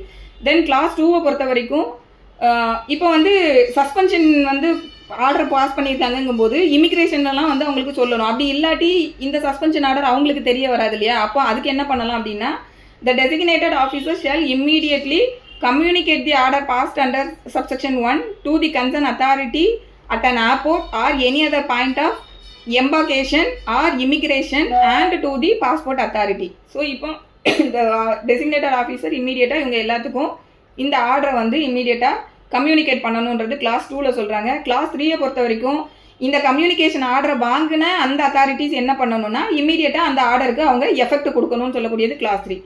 ஸோ இதெல்லாம் சொல்லக்கூடியது 10(A). தென் 10(B)ல வேலிடேஷன் ஆஃப் இன்டிமேஷன். இப்போ இந்த 10(A) அண்ட் (B) இந்த ரெண்டுமே எப்போ வந்து நமக்கு இந்த ஆக்டில் இன்கார்பரேட் பண்ணுறாங்கன்னா 2002ல் ஒரு அமெண்ட்மெண்ட் மூலமாக இன்கார்பரேட் பண்ணுறாங்க. இப்போ அப்போ 2002ல் இந்த அமெண்ட்மெண்ட்டுக்கு முன்னாடி இந்த அத்தாரிட்டிஸ் என்ன பண்ணிக்கிட்டு இருந்தாங்கன்னா இந்த ப்ரொவிஷன் அப்போ இல்லை. பட் அவங்க என்ன பண்ணிட்டு இருந்தாங்க அப்படின்னா இந்த 10 clause 3 10 subclause 3C கீழே உள்ள கண்டிஷன்ஸ் இருக்கும்போது இந்த ப்ரொவிஷன் இல்லாமலேயே இந்த பாஸ்போர்ட் அத்தாரிட்டி இல்லைன்னா மற்ற காம்பிடன்ட் அத்தாரிட்டி யார் வராங்களோ அவங்க வந்து இந்த இமிக்ரேஷன் ஆஃபீஸர்ஸ்க்கு வந்து இல்லை ஏர்போர்ட்டில் இருக்கக்கூடியவங்களுக்கு வந்து அவங்களாவே வந்து ஒரு அட்மினிஸ்ட்ரேட்டிவ் ஆர்டர்ன்ற மாதிரியான நேச்சரில் அவங்க அந்த ஆர்டர்ஸ் கொடுத்துட்டு இருந்தாங்க. அப்போ அது எல்லாமே கோர்ட்டில் வந்து சேலஞ்ச் பண்ணப்பட்டது. ஆக்டில் இந்த மாதிரி ஒரு ப்ரொவிஷன் வந்து அவங்களுக்கு உடனே இமிக்ரேஷன் ஆஃபீஸர்ஸ்க்கு கொடுத்து அதனால் அவங்க இவங்களோட ட்ராவலை வந்து பேன் பண்ணணுன்ற மாதிரி ஆக்டில் வந்து எங்கேயுமே ப்ரொவிஷன் இல்லை இல்லையா. அப்போ ப்ரொவிஷனே இல்லாமல் எப்படி இதை அவங்க கொடுக்காங்க அப்படின்ற கான்ஃப்ளிக்ஸ் வரும்போது கோர்ட் வந்து அதை வந்து அந்த மாதிரி நீங்கள் உங்களுக்கு பவர் இல்லாமல் அதை நீங்கள் எக்ஸசைஸ் பண்ணுங்க, ஏன்னா ஸ்டாச்சூட்டில் இல்லாத விஷயத்தை நீங்கள் பண்ணக்கூடாது அப்படின்றது கோர்ட் ரிப்பீட்டடாக சொல்லிட்டு இருந்ததுனால கவர்மெண்ட்டுக்கு இந்த ப்ரொவிஷனை இன்க்ளூட் பண்ண வேண்டிய நெசசிட்டி இருந்தது. So they incorporate the provision of 10A and 10B. சரி, இப்போ 10A and 10Bயை வந்து இந்த அமெண்ட்மெண்ட் எப்போ வருது அப்படின்னா 2002 அமெண்ட்மெண்ட்டில் தான் இதை பண்ணுறாங்க. ஸோ அமெண்ட்மெண்ட் வந்து game in to force 17/2002 subject to correction பார்த்துக்கோங்க, 17/2002 தான். ஸோ அப்பத்துலேருந்து அப்போ அதுக்கு முன்னாடி ஏற்கனவே இந்த அத்தாரிட்டிஸ் வந்து பாஸ் பண்ணின இந்த ஆர்டர்ஸ் இருக்கும் இல்லையா இமிக்ரேஷன் ஆஃபீஸர்ஸ்லாம், இதுக்கு முன்னாடியும் அமெண்ட்மெண்ட்டுக்கு முன்னாடியும் இந்த மாதிரி ஆர்டர்ஸ் கொடுத்துட்டு இருந்தாங்க. ஸோ அப்போ அதோட வேலிடிட்டி என்னங்கிறத தான் இந்த 10Bயில் வந்து சொல்கிறாங்க. ஸோ வேலிடேஷன் ஆஃப் இன்டிமேஷன் இங்கே என்ன சொல்கிறாங்கன்னா, every intimation given by the central government or the designated officer before the commencement of the Passport Amendment Act 2002 to any immigration authority at an airport or any other point of embarkation or immigration restricting or in any manner prohibiting the departure from India of any holder of the passport or travel document under subsection 3 of section 10 shall be deemed to be an order under subsection 1 of section 10 capital A, and such order shall continue to be in force for a period of 3 months from the date of commencement of the Passport Amendment Act 2002 or the date of giving such intimation, whichever is later. So deemed provision வந்து இங்கே இருக்குது. என்ன team பண்ணணும் அப்படின்னா, இதுக்கு முன்னாடி கொடுத்த அந்த ஆர்டர்ஸும் இந்த செக்ஷன் 10 கேபிட்டல் ஏக்கு கீழே கொடுத்த ஆர்டர் மாதிரியே டீம் பண்ணிக்கிடணும் அப்படின்னு சொல்லி டீமிங் ப்ரொவிஷன் வந்து இங்கே கொடுத்துருக்காங்க. லீகல் ஃபிக்ஷன் இங்கே இருக்குது. சரி, இப்போ வந்து இந்த மாதிரி அவங்களோட டிபார்ச்சரை வந்து தடுக்கிறாங்க அப்படிங்கும்போது இது வந்து பெர்பெச்சுவல் நேச்சரில் அப்படியே போகக்கூடாது இல்லையா. ஏன்னா ரைட் டு ட்ராவல் அப்ராடுன்னு சொல்லக்கூடியது it is a form part of fundamental right under article 21 of Indian கான்ஸ்டியூஷன்றது நம்ம பார்த்தோம். அப்போ அதை வந்து அப்படியே பர்பஸ்வல் நேச்சரில் வந்து அவங்க பேன் பண்ணக்கூடாதுன்றதுனால they are fixing the time ceiling. So எவ்வளோ டைம் லிமிட் ஃபிக்ஸ் பண்ணுறாங்க அப்படின்னா 3 monthsக்கு. So after completing the 3 months ஆட்டோமேட்டிக்கலாக இட் கெட் கேன்சல், சீஸ் ஆகிடும் அதோட. ஸோ இதுதான் வந்து இந்த 10Bயில் இருக்கக்கூடியது. ஸோ தென் எக்ஸ்பிளனேஷனில் ஸோ இதில் வந்து டெசிக்னேட்டட் ஆஃபீஸர், ஏன்னா டெசிக்னேட்டட் ஆஃபீஸருக்கு வந்து இவங்க இன்டிமேட் பண்ணணுன்ற அந்த வேர்டு வருது இல்லையா. ஸோ அது யாரெல்லாம் குடிக்குதுன்னா, யாரெல்லாம் வந்து டெசிக்னேட் ஆஃபீஸர்னு சொல்லி ரைட்டிங்கில் சென்ட்ரல் கவர்மெண்ட் சொல்லியிருக்காங்களோ அவங்க. இந்த செக்ஷன் 10 clause 3க்கும் செக்ஷன் 10 கேபிட்டல் ஏக்கும் என்ன டிஃபரன்ஸுன்றது ஜிஸ்டாக சொல்லிடுறேன். செக்ஷன் 10 கேபிட்டல் 3யை பொறுத்த வரைக்கும் power to impound or revoke a passport இல்லைனா ட்ராவல் டாக்குமெண்ட். இது வந்து செக்ஷன் 10 clause 3. எது டிஃப்ரென்ஸ் பார்க்குறோன்னா section 10 clause 3 and section 10 capital A, இந்த ரெண்டுக்கும் டிஃப்ரென்ஸ் பார்க்கும். 10 clause 3யை பொறுத்த வரைக்கும் power to impound or revoke a passport இல்லைனா ட்ராவல் டாக்குமெண்ட். 10 கேபிட்டல் ஏ பொறுத்த வரைக்கும் power to suspend departure from India. இது ஃபர்ஸ்ட் டிஃபரன்ஸ். அடுத்த டிஃபரன்ஸ் வந்து 10 clause 3யை பொறுத்த வரைக்கும் it controls over the document. இது ரொம்ப முக்கியமானது. 10(3) வந்து டாக்குமெண்ட் மேலே வந்து கண்ட்ரோல். ஸோ 10(3)யை பொறுத்த வரைக்கும் control over the document itself. But 10 capital ஏயை பொறுத்த வரைக்கும் control over the act of travel. So இது மெயின் டிஃப்ரென்ஸு. அங்கே வந்து டாக்குமெண்ட்டை இம்போர்ட் பண்ணுறாங்க, இல்லை டாக்குமெண்ட்டை ரிவோக் பண்ணுறதை பற்றி 10(3)ல சொல்கிறாங்க. பட் 10 கேபிட்டல் ஏயை பொறுத்த வரைக்கும் இம்மீடியட்டாக அவங்க ட்ராவல் பண்ணுறதையே வந்து பேன் பண்ணக்கூடிய ஒரு விஷயம். ஸோ இது வந்து control over the act of ட்ராவலை வந்து பேன் பண்ணுது. அப்பீல் பொறுத்த வரைக்கும் அக்ரீவ்டு பர்சன் வந்து பாஸ்போர்ட் அத்தாரிட்டி பாஸ் பண்ணக்கூடிய இது, இல்லைனா இன்னும் அவங்களுக்கு ஹையர் அஃபீஷியலும் வந்து பாஸ் பண்ணலாம்னு சொல்லியிருக்காங்க. ஸோ இங்கே 11 பொறுத்த வரைக்கும் கிளாஸ் 1ல் any person aggrieved by an order of the passport authority under clause so எல்லாரும் பாஸ் பண்ணுறதையுமே இதில் சொல்லிட்டாங்க. ஸோ செக்ஷன் 5 சொல்கிறாங்க, then section 7, then section 10. So எல்லாத்தையுமே இதில் சொல்லியிருக்காங்க. ஸோ இதுக்கு மேலே வந்து அப்பீல் எங்கே போகலாம் அப்படின்னா, may prefer an appeal against that order to such authority and with such period as may be prescribe. So யாருக்காக அப்பீல் அத்தாரிட்டின்னு சொல்லி ப்ரெஸ்கிரைப் பண்ணப்பட்டிருக்காங்களோ அவங்க, ஸோ அப்பீலேட் அத்தாரிட்டின்னு கவர்மெண்ட் வந்து யாரை ரூல்ஸில் ப்ரெஸ்கிரைப் பண்ணுறாங்களோ அவங்களுக்கு வித்தின் சச் பீரியட், அதுவும் எவ்வளோ நாளைக்குலன்றதுலாம் ரூல்ஸை பார்க்கணும். Then no appeal shall lie against any order made by the central government.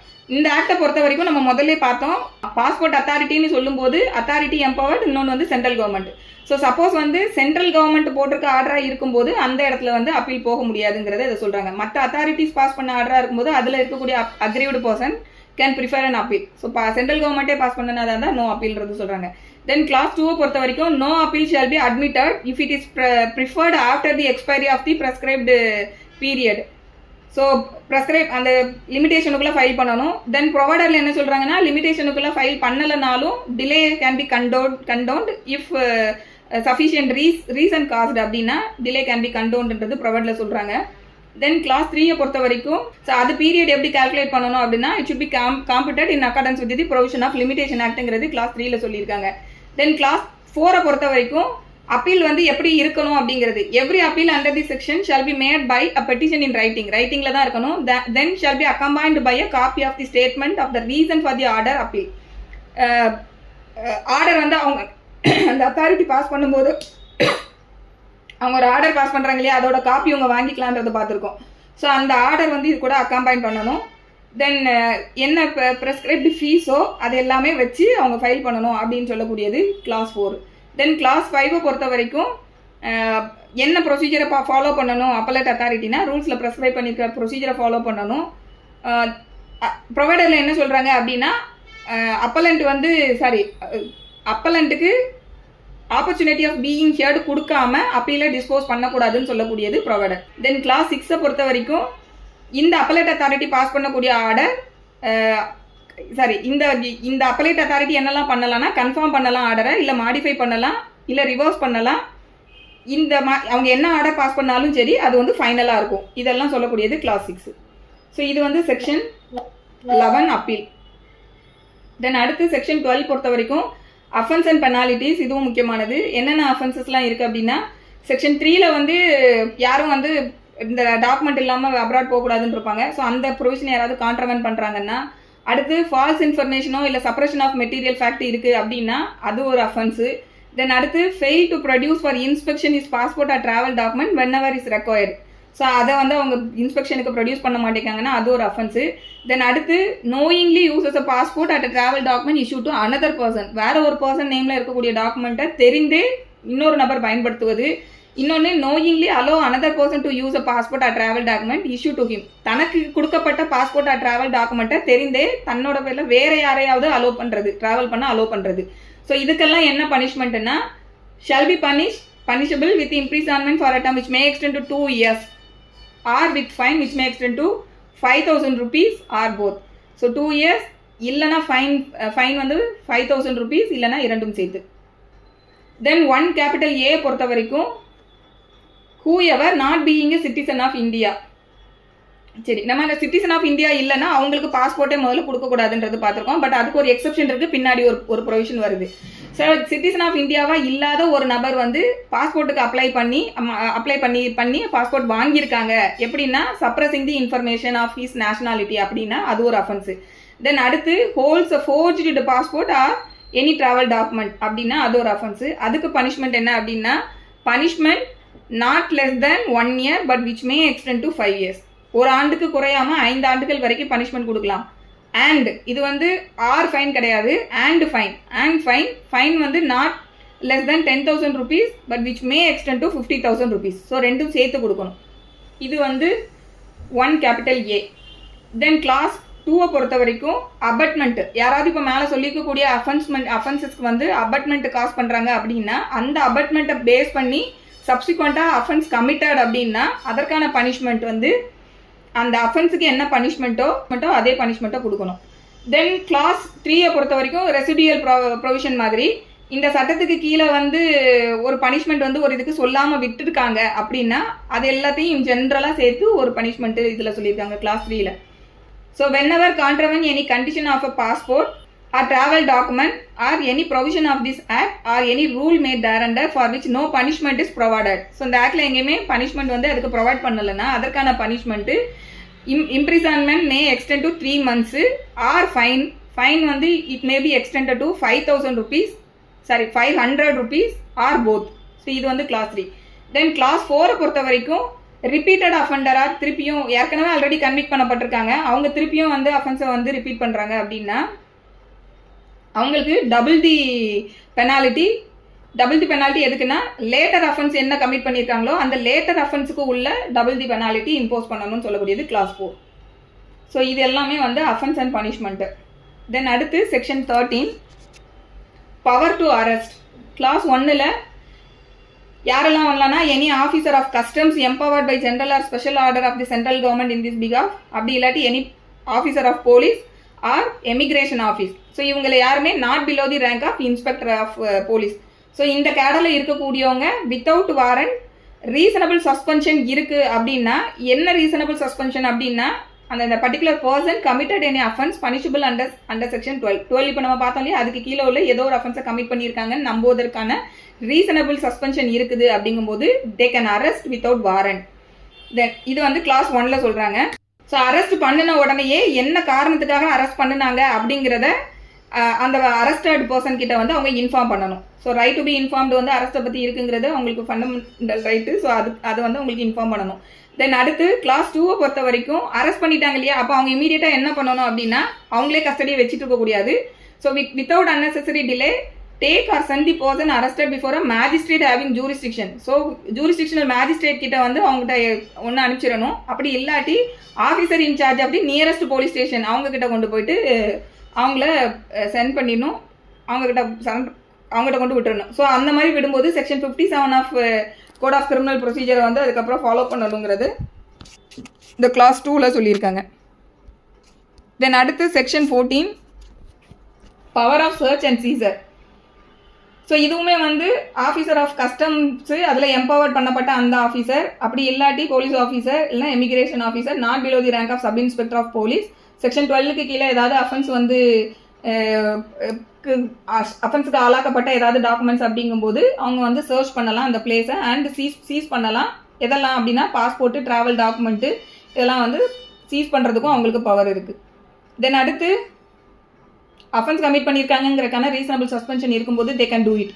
Then seizure search and seizure அப்படின்னு சொல்லும்போது சிஆர்பிசியில் இருக்கக்கூடிய ப்ரொவிஷன்ஸ் வந்து இங்கே அப்ளை ஆகும்னு சொல்கிறாங்க, வேற ஒன்றும் கிடையாது. ஸோ இதில் வந்து ஒரு ஜட்ஜ்மெண்ட் எழுதிக்கோங்க இந்த செக்ஷன் 14க்கு.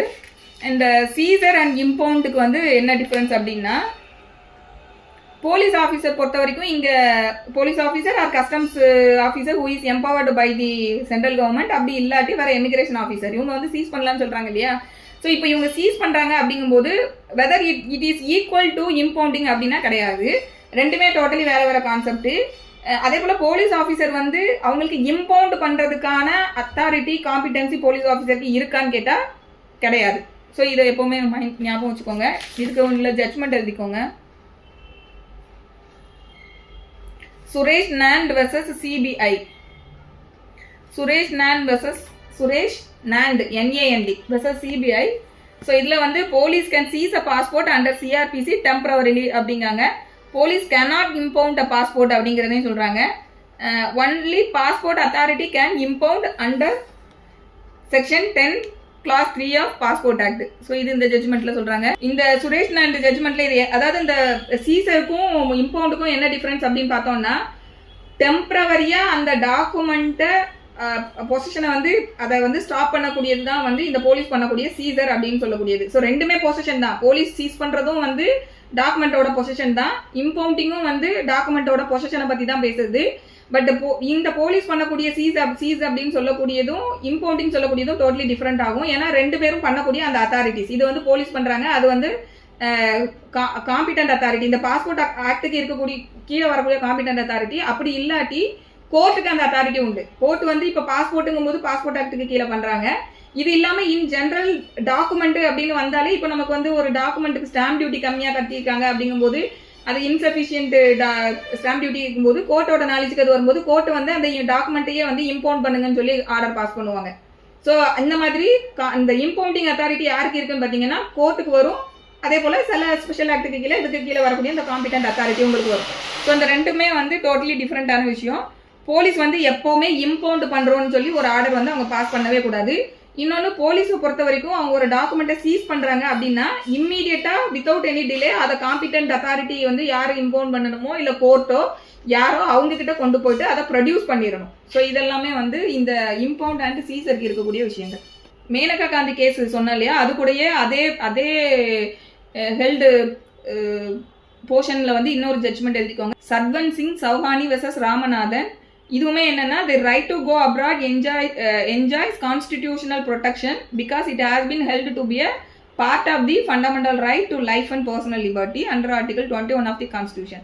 ஸோ இதை வந்து டெப்ரைவ் பண்ணணும் அப்படின்னா, இந்த ரைட்டை டெப்ரைவ் பண்ணணும்னா it can be done only through the procedure established by law. So இது வந்து அந்த மேனகா காந்தி கேஸோட சேர்த்து எழுதிக்கோங்க. ஸோ தென் செக்ஷன் 14 பொறுத்த வரைக்கும் இந்த power of search and seizure பொறுத்த வரைக்கும் போலீஸ் வந்து சீஸ் தான் பண்ண முடியும். இன்னும் இல்லாமல் அதில் இதில் சொல்லிக்கக்கூடிய மற்ற officer they can seize. So இம்பவுண்ட்னு சொல்லும்போது அந்த competent authority of court. Then அடுத்து section 15 previous sanction of central government necessary. So எந்த ஒரு ப்ராசிக்யூஷனுமே வந்து சென்ட்ரல் கவர்மெண்ட்டோட ப்ரீவியஸ் சாங்ஷன் வாங்காமல் பண்ணக்கூடாது. ரைட்டிங்கில் அந்த ப்ரீவியஸ் சாங்ஷன் இருக்கணும்னு சொல்லக்கூடியது செக்ஷன் 15. தென் அடுத்து செக்ஷன் 16 பொறுத்த வரைக்கும் protection for action taken in good faith. நன்னம்பிக்கையில் எடுக்கப்பட்ட எந்த நடவடிக்கைகளுக்கும் சூட்டோ இல்லை வேறு ஏதாவது ப்ராசிக்யூஷன் எதுவுமே வந்து தொடரப்படக்கூடாது அப்படிங்கிறது செக்ஷன் 16. தென் section 17 passport and travel document to be property of central government. So இது நல்லா ஞாபகம் வச்சுக்கோங்க.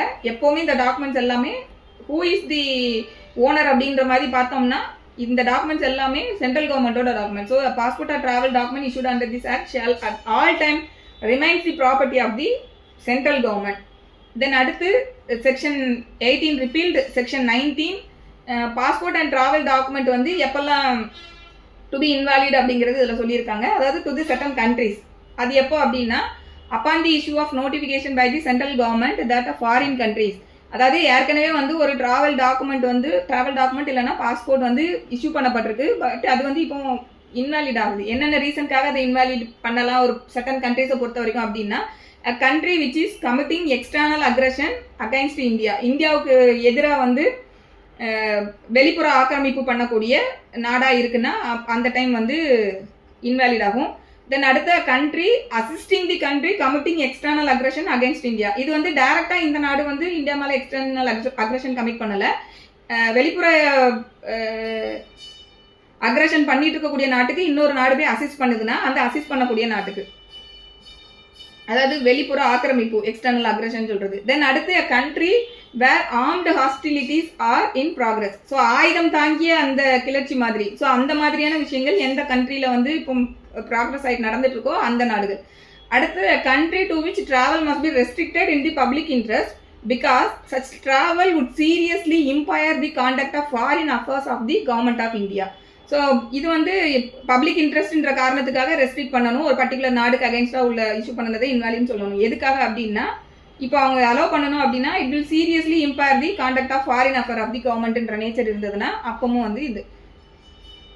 ஸோ இது எல்லாமே சொல்லக்கூடியது செக்ஷன் 19. அடுத்து செக்ஷன் 20 பொறுத்த வரைக்கும் issue of passport and travel document to person who are not citizen of India. நம்ம முதல்ல சொன்னோம் இல்லையா, ஒரே ஒரு எக்ஸப்ஷன் பின்னாடி சொல்கிறாங்க. சிட்டிசனுக்கு தான் பாஸ்போர்ட் வந்து கொடுக்க முடியும். அதுக்கு ஒரே ஒரு எக்ஸப்ஷன் என்னன்னா, யாருக்கு எக்ஸப்ஷன்ன்றது சொல்லலை. சென்ட்ரல் கவர்மெண்ட் நினைச்சாங்கன்னா யாரையாவது ஒருத்தங்களை இவங்க சிட்டிசனாக இல்லைனா கூட இவங்களுக்கு பாஸ்போர்ட் வந்து நம்ம இஷ்யூ பண்ணலாம் அப்படின்னு சென்ட்ரல் கவர்மெண்ட் என்னைக்காவது அப்படி சொல்லணும்னு நினைச்சாங்கன்னா தே கேன் டூ இட். அதுதான் இதில் சொல்கிறாங்க. So notwithstanding anything contained in the foregoing provision relating to issue of a passport or travel document, the central government may issue or cause to be issued a passport or travel document to a person who is not a citizen of India if the government is of the opinion that it is necessary so to do in the public interest. So இவ்வளோ criteria இருக்குது. Central government வந்து public இன்ட்ரெஸ்ட்டுக்கு நம்ம இதை செய்ய வேண்டியது necessary அப்படின்னுன்ற opinion central கவர்மெண்ட்டுக்கு இருந்ததுன்னா citizen of இந்தியாவா இல்லைனா கூட ஒரு பர்சனுக்கு வந்து அவங்க பாஸ்போர்ட் ஆர் ட்ராவல் டாக்குமெண்ட் வந்து இஷ்யூ பண்ணலாம். ஸோ இதை வந்து சொல்லக்கூடியது செக்ஷன் 20. தென் அடுத்து பவர் டு டெலிகேட் நமக்கு தேவையில்ல. தென் பவர் டு எக்ஸாம்ல வந்துட்டு இப்போ மேலே சொல்லியிருக்கிறதுல வந்து எதையாவது வந்து அவங்களுக்கு எக்ஸாம் பண்ணணுன்னாலும் கவர்மெண்ட்டுக்கு அத்தாரிட்டி இருக்குன்றது சொல்லியிருப்பாங்க.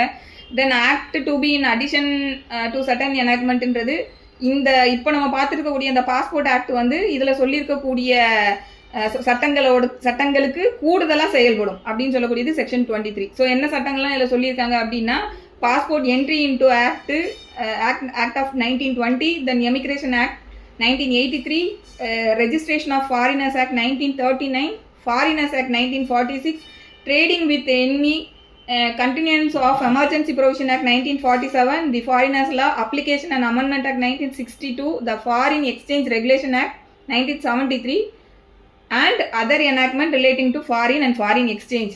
ஸோ இது இல்லாத மற்ற எல்லா சட்டங்களும் இந்த சட்டங்களுக்கு கூடுதலாக இந்த சட்டம் செயல்படும். Then power to make rules வந்து சென்ட்ரல் கவர்மெண்ட்டுக்கு தான், ஏன்னா இது வந்து சென்ட்ரல் ஆக்டு. ஸோ அது நமக்கு எக்ஸாம் பாயிண்ட் ஆஃப்க்கு தேவையில்லை. ஸோ இவ்வளோ தான் பாஸ்போர்ட் ஆக்ட். இதில் ஏதாவது டவுட் இருந்தால் கேளுங்க.